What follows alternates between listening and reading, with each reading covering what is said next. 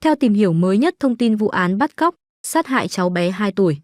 Trước đó ngày 21 tháng 9 năm 2023, Công an huyện Hưng Yên đã ra quyết định khởi tố vụ án, khởi tố bị can Giáp Thị Huyền Trang về hành vi giết người. Dư luận đặt câu hỏi bị can Giáp Thị Huyền Trang đã chết, vậy hai vụ án sẽ được giải quyết như thế nào?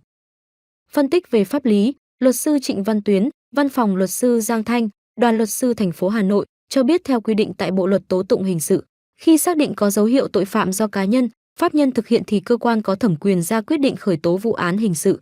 Sau khi thực hiện khởi tố vụ án và có đủ căn cứ để xác định một người hoặc pháp nhân đã thực hiện hành vi mà Bộ luật hình sự quy định là tội phạm thì cơ quan điều tra ra quyết định khởi tố bị can. Trong vụ án nêu trên, cơ quan tố tụng xác định Giáp Thị Huyền Trang có dấu hiệu tội phạm và người thực hiện hành vi phạm tội.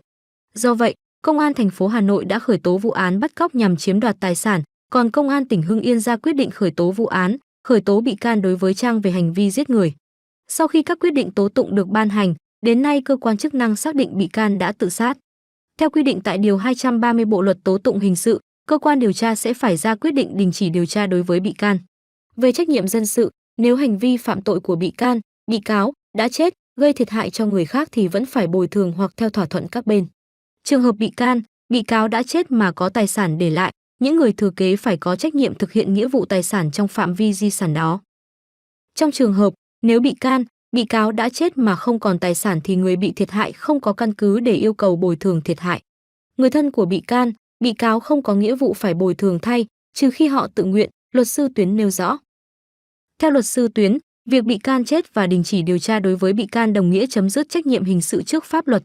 Trong khi đó, trách nhiệm bồi thường với người bị hại vẫn cần được bảo đảm, nhưng hiện pháp luật chưa có quy định cụ thể về vấn đề này.